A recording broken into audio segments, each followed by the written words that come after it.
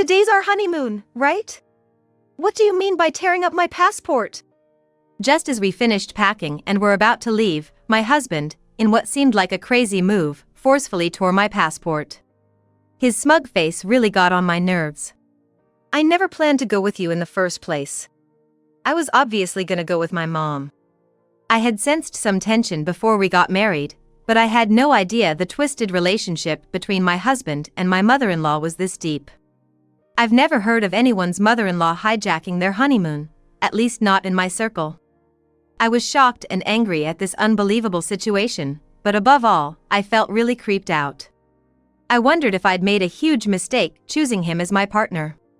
As he brought out scissors and began to shred the passport, I looked at my mother-in-law, grinning from ear to ear, and thought I needed to get away from here as fast as possible. I never expected this, but I actually had the perfect evidence to bring these two down. My name is Sarah. I'm 29 years old and have been working for 7 years. I recently got the proposal I'd always dreamed of from my boyfriend of 4 years, and now I'm right in the middle of planning our wedding and honeymoon. I met my husband after I started working. I've always been the low-key type, and although I got my first boyfriend in college, it seems he lost interest in the quiet and not so exciting me, and we just drifted apart. Years passed without me dating anyone seriously until I started working. Never would I have imagined that out of all my colleagues, I'd be one of the first to get married. I think I was more shocked than anyone. My husband was a senior at my company when I was a newbie, and he always supported me whenever I struggled with unfamiliar tasks at work. The only guy I dated in the past was a classmate, but there's something about someone 5 years older. I found my husband dependable and trustworthy. When he asked me out on our first date, I was over the moon. I still cherish the dolphin figurine we bought during our first date at the aquarium.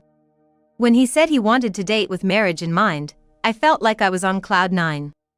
We went on many dates, and he proposed to me at the same aquarium where we had our first date. Can I really be this happy? That night, I was so thrilled that I couldn't sleep, and I still remember that feeling. With my head still in the clouds, we quickly decided to visit his parents' home the following week. But it was there that I started feeling uneasy about getting married. My father-in-law was very kind, but my mother-in-law seemed to disapprove of me. You could have married someone more outstanding than this plain girl. Being told that at our first meeting filled me with doubt and anxiety about our future life together. But everyone feels some pre-wedding jitters, right? So, I pretended everything was fine and carried on with the wedding preparations. One day, while discussing our life after marriage, both he and his mother just assumed I'd be quitting my job. While I once admired the idea of quitting work after getting married, I didn't see that as an option at this point. Looking back, I think my ongoing anxieties about marriage prevented me from considering leaving the place where I felt most secure, my job. While dodging the persistent suggestions from my mother-in-law to quit, I decided to keep working at the same company, alongside my husband. During our wedding preparations, we disagreed on the timing of our official marriage registration. He was eager to formalize things sooner. In the end, we decided to respect his wishes and registered shortly after that. The procedure felt rather mundane, but realizing that we were now officially married made me so happy. We discussed having a small, intimate wedding. But it seems he mentioned this to his mother, and she called the next day. You know, Edward's wedding, and you're talking about having a small, intimate ceremony? Please don't just say whatever you want. The wedding needs to be grand. I'll make sure it's fitting for Edward. By the way, please keep your guest list minimal. Just your parents and close friends. Your friends are probably just as dull, right? They'd make the wedding feel so gloomy and ruin everything. I was bombarded with opinions about the venue and the guest list, and it was infuriating that she felt she had the right to dictate so much, but I wanted to avoid conflict with my soon-to-be mother-in-law. I had a ton of things I wanted to say, but I kept telling myself that maybe this is just how weddings go and decided to invite only my parents and close friends, as my mother-in-law wanted. But my mother-in-law's meddling didn't stop there. She didn't just interfere with the guest list, she also had opinions about the program, entertainment, decorations, and food. If we did everything as she said, we'd go way over budget. Initially, Edward's family had said they would cover half of the wedding costs, but somehow that changed, and now it was, weddings are for the bride, and suddenly we were way over budget. I ended up having to pay for all the extra expenses she wanted. So, the wedding ended up being a flashy affair just as she wanted, far from the simple ceremony I'd imagined. I tried to make some changes behind her back to save on costs, but I ended up getting scolded by her, saying, "It looks cheap because you didn't do as I told you." Still, after the wedding was over, I thought I'd finally get some distance from her. But then my husband did the unthinkable. I was fed up with all the interference from her regarding the wedding, and even though my husband knew I wanted to keep my distance from her, he insisted we live with her. Our new place, which we'd already signed a lease for, was cancelled without me knowing, and all of my belongings that were supposed to be moved there could only be sent to my husband's family home. I was at a loss for words, shocked by how everything had been decided without consulting me. The wedding planning was entirely left up to me. Even when I told Edward the costs would exceed the budget if we met all of her requests, he pretended not to hear. The anxiety I had even before the ceremony had grown immensely. After our wedding, we had planned to go on a honeymoon abroad. I had always wanted to visit this dream destination, and the idea of going there for our honeymoon felt surreal. However, my growing unease with Edward, who by now was acting quite suspicious, and the thought of living with my mother-in-law when we returned really dampened my spirits. Yet, just like with our wedding preparations, Edward wasn't very cooperative about the honeymoon planning, but, strangely, he took the lead in booking the flights and hotels. I assumed he'd chosen a romantic hotel for our honeymoon stay and was excited. As usual, I was left to foot all the bills, but with the pre-wedding euphoria, I was just glad that Edward was helping out even a little. Little did I realize, this was a foreshadowing of a shocking event to come. The wedding wrapped up, and amidst the hustle and bustle, the day of our honeymoon arrived. Despite some unresolved feelings about the wedding and the impending cohabitation, I was determined to switch gears and enjoy the trip with the man I loved. But as I woke up in the middle of the night to prepare in time for our flight, Edward dropped a bombshell as if it was no big deal. "Sarah, I'm gonna go with my mom." As I was double-checking our luggage, I was stunned and couldn't comprehend what he just said. "What? What are you talking about? It's our honeymoon. It's not like any other trip.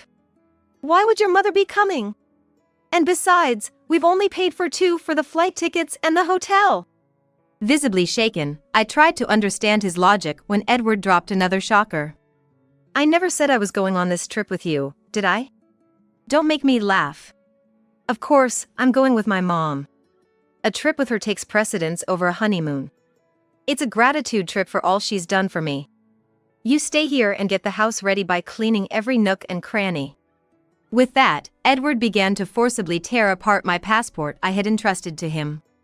I was in disbelief, unable to utter a word, just watching my passport being destroyed. Right then, my fully made-up mother-in-law burst into our room without knocking. "Edward, are you ready?" Seeing her, Edward's face lit up. "Yeah, we're good. Finally, we can go on this trip without any interruptions." They both shared a gleeful laugh, leaving me utterly repulsed. I realized I was about to marry an absolute nightmare. I had been pondering how to get along with my mother-in-law in our upcoming married life, but this was beyond my wildest thoughts. I had made a colossal mistake right from the get-go. "I get it now, the kind of people you two are." I couldn't help but speak out, but my words seemed to be nothing more than sour grapes to them as they laughed heartily and left together. I had been so happy that Edward was helping out a bit with our honeymoon. But that was just him preparing to go with his mother. He had willingly taken charge of the flight and hotel bookings because he was booking everything under his mother's name from the start. And he dumped all the costs on me. The betrayal by my husband hit me hard, but my anger outweighs my sadness. The dreamy intimate wedding I had always envisioned and the honeymoon, which was supposed to be the best memory with the one I loved, were both once-in-a-lifetime events. But they were ruined by my mother-in-law and my husband. "I can't believe this is happening," I thought, overwhelmed by my situation. At first, I couldn't accept it. But soon after, I decided, I gotta act fast and get a divorce. Interestingly, I had something that would come in handy for the divorce. Initially, I started recording with the intent of preserving memories of the most significant events of my life, my wedding and honeymoon. Since the wedding preparations, I had been recording and audio capturing various moments. What began as a pure desire to cherish our wedding memories gradually turned into documenting my mother-in-law's malicious actions and harassment. I often thought of quitting since I'd probably never watch these recordings again, but it's ironic how useful they turned out to be. Just a few days ago, I had moved in and was still unpacking. Now, I began to repack my stuff. Ironically, I hadn't opened much, so packing was done in no time. I wondered if my husband and his mother were at the airport by now. The very thought filled me with an indescribable anger, so I tried not to dwell on it. Even though I'd only been there a few days, I wanted to erase any trace of my presence in that house, so I cleaned thoroughly everywhere I had been. While cleaning the living room, I stumbled upon something shocking. It was evidence that my husband was embezzling money from his company. Given his position in charge of company sales, he was reporting lower earnings to the company and pocketing the difference. And, apparently, his mother was in on it too. She had meticulously noted the actual sales, the amount pocketed by my husband, and even listed all the luxury bags, clothes, and shoes he had bought for her with that money. It was a significant amount. Leaving such a diary in plain sight in the living room, I really couldn't fathom what they were thinking. Discovering my husband's misdeeds, I was horrified, realizing the gravity of the situation. For a moment, I wondered if I, working at the same company, could somehow smooth things over. But then, I thought, why should I help someone who ditched me for a honeymoon with his mother? I headed to the company with evidence of embezzlement. Though they were supposed to be on their honeymoon, having both taken paid leave, my colleagues were shocked to see the very person in the office. Everyone was asking, what happened? Weren't you on your honeymoon? No longer feeling the need to hide anything, I told them that my husband and my mother-in-law had gone on the honeymoon instead, that my passport was torn up, and that I had paid for the entire honeymoon. My colleagues, superiors, and boss were shocked and angry at my husband for me. I thanked my concerned colleagues and made my way to the executive area of the company. In fact, though I never told anyone, one of the top executives of this company is my uncle. Neither my colleagues nor my husband or my mother-in-law knew this fact. I didn't want people to think I got the job because of connections, so I applied to the company without telling my uncle and secured the position on my own merit. My uncle doesn't handle human resources, so I reached out to him before the orientation and asked him not to reveal our relationship at the company. Though he was surprised, he commended my efforts and promised that we would interact just as any other executive and employee. My uncle doesn't have children, and since I was little, he doted on me as if I were his own child. Until around elementary school, my sisters and I went on several trips with just my uncle. When I was a child, I'd sneakily call my uncle to buy me things I wanted, and I would get scolded by my parents for it. That's how much he adored me. Since joining the company, our work areas have been entirely different, and after briefly catching each other's eyes and exchanging smiles during the orientation, we haven't met since. I knocked on my uncle's office, explained the situation to his secretary, and was allowed in. My uncle greeted me with a beaming smile when I visited, but his expression quickly turned somber. Why are you here? Weren't you supposed to be on your honeymoon? Seeing my dear uncle's familiar, kind face, I was overwhelmed with emotion and burst into tears. Through my sobs, I recounted everything that had happened, and he became visibly enraged, an expression I had never seen on him before. Of course, I told him in detail about my husband's embezzlement and handed over the evidence. My uncle promised to convene a board meeting immediately to address my husband's actions. Then he asked, "What are you going to do today? Head back home?" I nodded, and he said, "Well, before you do that, let's grab some good food. I'll drop you off at home afterward." Despite the unbelievable betrayal of having my honeymoon hijacked by my mother-in-law, I felt genuinely grateful knowing there were still warm-hearted people in my life who cared for me. A week later, when my husband and his mother returned from what was supposed to be our honeymoon, I received an immediate call. My husband was furious that I hadn't picked them up from the airport and hadn't cleaned the house as instructed. He ranted about where I could possibly be.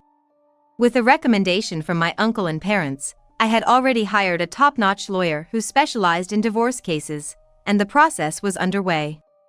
Without even letting my husband speak, I said, "You two sure are loud and annoying. I don't want to hear your voices anymore. Why would I pick up someone I'm gonna divorce, and why would I follow your silly orders to clean?" He was momentarily speechless but soon resumed his ranting. "Do you think it's okay for you to say such things? I did you a favor by marrying you. If I divorce you, you'll never get remarried. My mom's furious, too. If you come back now and prepare our meals, I might forgive you. We're tired of foreign food. Make some tasty traditional meals." He had never spoken to me like that before our supposed honeymoon. After revealing his scheme with the passport and going on a trip with his mother, his true colors had shown. It dawned on me that I had never truly seen him for who he was. I had been reflecting on this realization over the past few days. "I've consulted a lawyer regarding our divorce. Could you please discuss related matters with them?" "A lawyer? What are you talking about? I'm not getting a divorce." I could hear his mother in the background, shouting for him to hand her the phone, calling me names. "Well, do as you please. By the way, I informed the company about your embezzlement. I think they'll be calling you in soon. Maybe you should get a lawyer too. Bye." I could sense his panic on the other end, but it wasn't my problem anymore. He kept calling, so I just blocked his number. My uncle was aware of our honeymoon dates, so right after our call, the company summoned my husband. Using the evidence I provided, they verified the information and confirmed the discrepancies in the payments. It turned out the amount my husband embezzled was enormous. In front of the company's executives, my husband desperately tried to defend himself. He fabricated a story, claiming I was the real embezzler and he had tried to stop me. At that point, my uncle couldn't hold back and shouted, "My niece would never do such a thing. We've confirmed that you and your mother committed the embezzlement. You're lucky we haven't involved the police yet." Realizing the jig was up and that I was related to senior management, my husband looked as if he had lost his soul. That day, I went to the company to return the wedding gifts to my colleagues since our marriage had ended so soon after the wedding. Everyone refused, saying they had given them as a token of their blessings. While I was surrounded by this warmth, my ridiculous husband approached. "Why didn't you tell me you were related to the top brass? I'm sorry, really. Can we start over? Can you ask your uncle to keep me in the company and make the embezzlement go away?" Disgusted. "Do you even understand what you're saying? Are you okay in the head? Divorce is the only option now. Reflect on your actions and face the consequences." Having said that, she pushed him away, but he must not have had anywhere else to turn. He clung on desperately. Watching this, my colleagues called security, who dragged him away. He was fired immediately. Regarding the embezzlement, it seems the company is seeking damages from my husband. After finding out about the whole situation, my mother-in-law repeatedly tried to contact my family. However, once she consulted my sensible father-in-law, the calls stopped. I had always wondered why my sensible father-in-law had even allowed our honeymoon in the first place, but when he later came to apologize, admitting his mistake, I understood after hearing his side. He had believed my mother-in-law was going on a domestic trip with her friends. He was looking forward to a week without my nagging mother-in-law, who was always badgering him about shopping and wanting to dine out, thinking it would be like a little slice of heaven. Then I came home. After hearing about the ridiculous actions of those two, my father-in-law agreed I should return to my parents' home and even helped me pack. At the time, our emotions were high, and without discussing much else, I just went back to my family home. Knowing how genuine, kind, and rational my father-in-law is, I'm sure he would have stopped all this if he had known. He was the only reasonable person I could trust in that house. Although I was the victim, it was incredibly embarrassing to think that my honeymoon had been hijacked by my mother-in-law. I was considering resigning from my job. My parents advised me not to push myself to work for a while. However, my uncle mentioned, working might distract you, and he discussed it with the CEO. It seems they arranged for me to be transferred to a branch office. The divorce process with my husband went surprisingly smoothly, thanks to an excellent lawyer. However, I later learned my father-in-law was involved. When we were planning our wedding and discussing the expenses for the ceremony and honeymoon, it turned out my husband had virtually no savings. My in-laws were just an average working-class family. With my mother-in-law's wasteful spending habits, they had almost no savings, which my father-in-law had mentioned with a wry smile. Considering how short our marriage was, the alimony was quite substantial. Incredibly, my father-in-law sold the family home to cover it.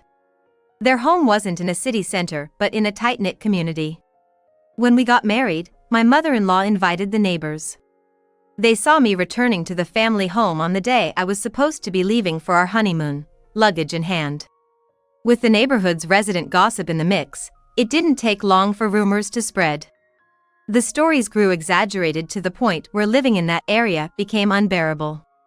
Initially, my mother-in-law, who was always concerned about appearances, only approved of our marriage because both my husband and I worked for prominent companies. Having her son and daughter-in-law working for major company was a status symbol for her. Now, with all the rumors circulating because of her actions, she likely couldn't bear to live in that house. My father-in-law probably also felt responsible for covering the damages from the embezzlement my husband caused. While I have nothing but disdain for both my husband and mother-in-law, I genuinely feel sorry for my father-in-law. After being fired and ordered to pay damages, coupled with me not returning as he hoped, my husband apparently suffered a mental breakdown. Unable to work, he seems to be moping around in a small apartment he moved to. Seeing her beloved son so downcast, my mother-in-law also retreated, becoming reclusive, as my father-in-law told me. In fact, my father-in-law, fed up with my mother-in-law, was considering divorce as he didn't want to spend his later years with her. He asked if I could introduce him to the lawyer I had used. I immediately contacted my uncle, who got in touch with the lawyer. It might take some time, but I hope my father-in-law can live the life he wishes. Thanks to the intervention of the company's CEO and my uncle, I was transferred to a branch office where I'm surrounded by colleagues and superiors who have been incredibly supportive. I'm eternally grateful to my uncle. The only regret I have is missing out on the country we planned to visit for our honeymoon. Considering everything, once things settle down, I hope to take a relaxed trip abroad.